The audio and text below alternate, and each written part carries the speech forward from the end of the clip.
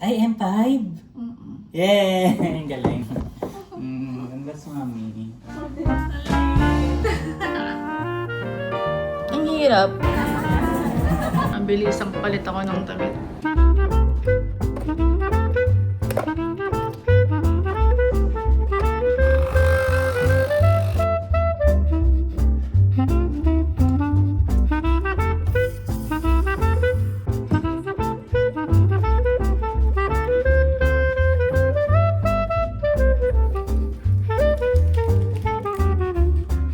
Hi guys, this is Bella again and I'm living here in Dubai as a photographer slash entrepreneur. And today I have two shoots. Actually, yung isa, profile headshots siya ng isang real estate company. Tapos yung isa, Christmas party ng company na partner ko naman. So, medyo late na ako. Hindi pa ako nakapag 100% ayos ng makeup ko. Wala pa akong eye makeup, ganyan. Dinala ko na lang siya. Sasakyan na lang ako pa-final touch. And hindi rin ito yung final damit ko. So, ito yung unang damit ko sa unang shoot ko. Ito pala, nakuha ko lang ito ng free sa Sephora. Ang ganda-ganda. Tapos, ito rin. Nakuha ko rin siya ng free. Dumi ba? Ayun, nakuha ko lang ng free and cute. Tapos, dinala ko rin yung favorite kong pabango ngayon, kay Ali. So, pag medyo matagal yung event, nagka-kay Ali ako kasi para 24 hours tong tumatagal. So, for sure, hanggang madaling araw na naman akong nasa labas. Kasi kapag kaya ng time ko, nagdadalawang shoot ako, minsan pa nga 3, kung kaya ng katawan. Tapos, dinala ko na lang yung isusuot ko mamayang Christmas party. So, ito. First time ko siyang isusuot. Nabili ko sa Shein. Parang ang labo ng video. Ayan. Maroon! So, mahilig ako sa, I don't know, maroon ba ito? Burgundy. Mahilig ako sa ganitong kulay. Kaso, siguro pag tumatanda na ganun. Yung logo ko nga, ganyan na yung kulay. First time ko siya susuotin kasi ngayon lang siya dumating. Matagal na itong nasa cart ng Shein ko. So, hindi ako magbo-black today kasi lagi ako naka-black sa events. Usually, yun yung kailangan dito. And madalas kapag mga luxury events, mga brands, mga big time brands, ganun. Gusto nila naka-black yung photographer nila. So, ngayon naman, Christmas party. So, magmamaroon naman ako kasi yun ang aking favorite color ngayon. Tumatanda na. Yung mga malapit na mag-40, ganun. So, ngayon, try ko kayo isama kung kaya ng time ko. Mag-snippets lang ako ng video kung kaya. Kasi for sure, magiging busy ako today. So, marami akong gamit na dala. Kaya nagpa-assist ako kay kuya, tsaka yung nagdadrive para sa akin. Ang dami kong dala. May dala akong backdrop, light stand, softbox, dun sa isang shoot ko. Sobrang saglit lang yung shoot na yun. Minsan 30 minutes ko lang siya natatapos. Mas matagal pa yung pagsiset up. Para kasing nagdala ka ng studios dun sa office nila. So yun, mamaya na lang ulit. Bandang kanan yung kuya.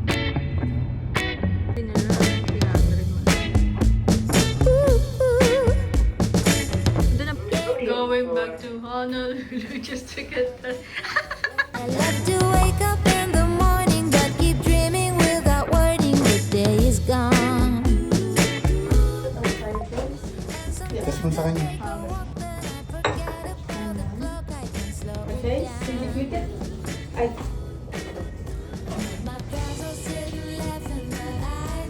Buti pala lahat kayo may nakagalan mo. They say I'm acting crazy, but I just wanna lie in the whoa, lie in the sun. 53rd floor tayo.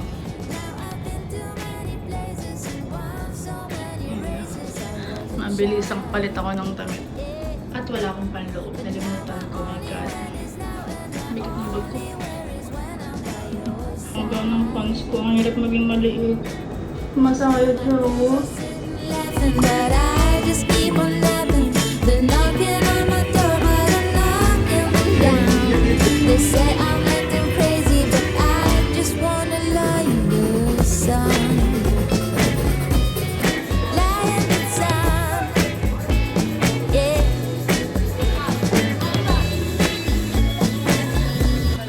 Lie in the sun, yeah. My friends are sitting laughing, but I just keep on laughing.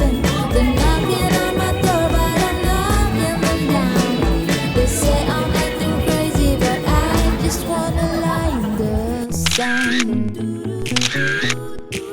Whoa, I just wanna lie in the sun.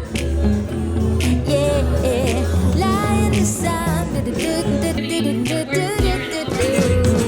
My friends all sitting laughing. Ano kabayan? Magkano? But I just wanna lie in the sun. Nakauwi na kami. Hirap na hirap mamili na pagkain. Di bagay yung filter sa'yo?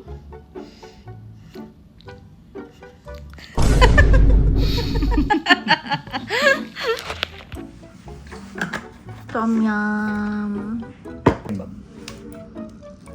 Hummus. Ba't may tinapay? Eh kasi sa Parang kebab, kebab kebab yun? yun, daddy. Ano, pinagsapin lang nila. Ito pa, meron pa. Oh. Hi guys! Share ko lang ang unboxing video na gagawin ko.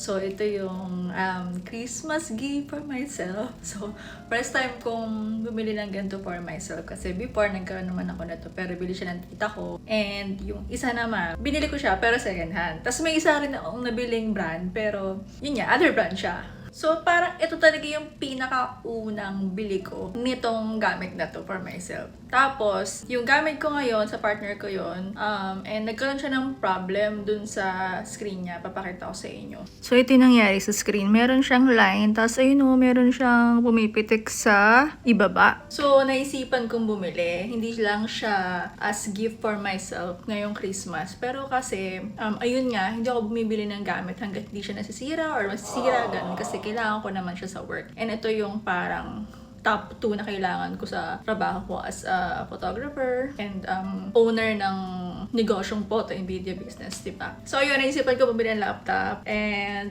hindi ko to pinagpaalam. Surprise! Pagdating ng aking partner. So, unbox na natin. Eto na, guys! So, parang hindi nyo nakikita. Wait lang. Teka! Pwede naman na sila.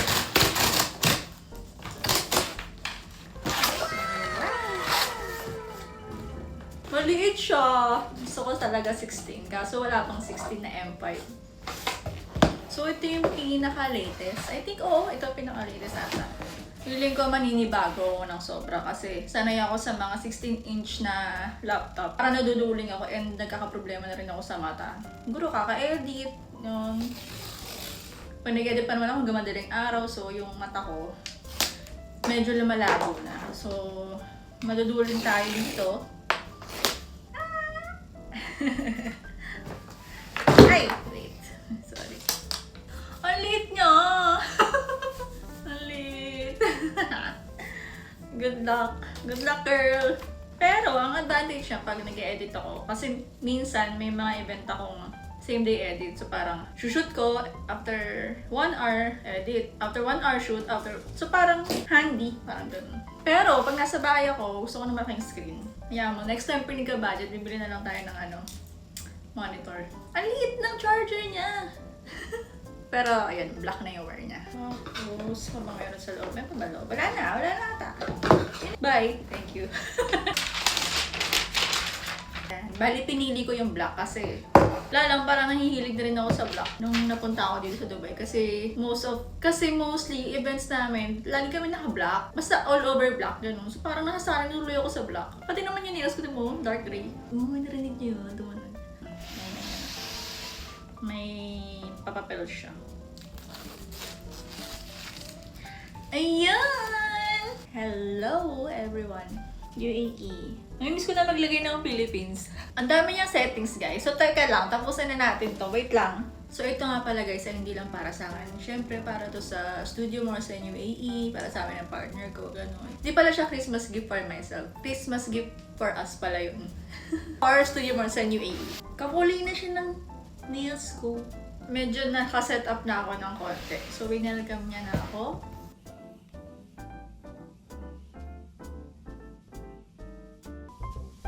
Maliit ako, mami. Mami, MacBook dito? Bumili ako. Sa'yo? Talaga? Eh, congrats mami. Eh kasi nagpipitik tayo ano eh. Okay. Bibilihan sana kita eh. Eh, bumili ka na. Wala na. Ay, ano ba yan? Bakit? Wala na. Eh, cute naman. Dati yung M-Box mo. Inunbox ko na yan. M4? 14 inch. Ay, M5? Yay! Ang galing. Congrats mami. 14 inch na. Cute. Ang galing. Hi guys! Gusto ko lang i-document yung mga nangyayari sa akin today. So, it's December 19. Today, wala akong shoot dito sa Dubai, pero meron akong Christmas sessions sa Pinas. Tapos, meron akong wedding bukas sa Pinas. And meron din akong Christmas session sa Pinas. And ang daming families. Tapos sa 21, meron din Christmas session. So, ang hirap. Ito yung first time ko na malayo ako. Tapos, meron akong Christmas photo session sa Pinas. Christmas photo sessions is every year ko siyang ginagawa. So, during October to December, ginagawa ko siya. Ang daming nagpapashoot kasi na families. Kaya, October pa lang, nag-restart na ako. So, this year, 9th year na, actually, hindi ko siya dapat itutuloy kasi wala ako dun. And usually, ako hinahanap ng mga families. Pero kasi ayoko sanang magkaroon ng skip yung year. Kasi 10th year na next year. So, yun, talagang pinilit na lang na matuloy ngayong 9th year. Tsaka, syempre, basta, iniisip ko din kasi yung mga family na every year nagpapashoot sa amin. Hahanapan nila ako. Actually, minsan, June pa lang, nag-i-inquire na yung iba. Kaya yun, ang hirap mag-asikaso nang wala ako. Kaya buti na lang si Rab yung parang kanang kamay ko sa Pinas. Tinutulungan niya ako sa lahat ng utos ko na gagawa naman niya. Kaya, ayun, ang ginagawa ko naman dito sa Dubai, yung mga backlogs ko, kasi sunod-sunod rin yung shoot ko. So, ni-edit ko, tapos, kasi ako yung nag-i-edit lagi. Lahat, pati yung mga shoot sa Pinas, ako rin yung nag-edit. Kasi, hindi ko kayang magkuha ng editor ng photo kasi parang hindi ako na-satisfy sa edit madalas. Parang inuulit ko lang din. So, wag na lang. Parang sa akin, mabuti ng, okay lang na wala akong tulog, basta hindi sasakit yung ulo ko sa nakikita kong edit na hindi pulido, parang gano'n. Pero sa videos naman, may editor ako sa Pinas. Minsan, pag hindi kaya ng editor sa Pinas, ako nag-edit. Pero ako pa rin yung final na nagkukulay, nag-aayos ng video, naglalagay ng mga fonts or text, ganyan. So, sa graphics, ako rin ang gumagawa sa lahat. And, sabay-sabay din yung gumagawa ko ng quote sa mga nag-i-inquire. Tapos, nag-aayos ng rate sheet, ganyan. Basta, gano'n. Ang dami. So, ganito naman ako. Ilang taon na akong ganito. Sanay na ako sa stress sa buhay. Parang sanay na ako sa stress, sa pressure, ganyan. Lalong-lalo sa panahon ng pag-December kasi grabe. Tsaka, pag every year, pag palapit yung Christmas, parang alam ko na hindi ko ma-enjoy masyado yung Christmas. Parang gano'n. Kasi sa dami ng ginagawa, sa dami ng kailangan ipasa, kailangan i-edit, gano'n. So, gano'n na lang talaga tanggap ko ng aking life. So, tingnan natin ano kayo mangyayari ngayong December 25, kung anong, maiibo ba yung Christmas ko or hindi, pero parang feel ko hindi. So, nami-miss ko na rin yung Christmas sa Pinas. Pero, parang ganito rin naman yung nangyayari na punong-puno ako ng workload. So, ayun, buong araw lang mag-i-edit, tapos mamaya sana makapag-movie kami. Kasi yung inaantay namin na movie na Korean, Flood something, ganun. Showing na ngayon sa Netflix. So, sana makares mamayang gabi.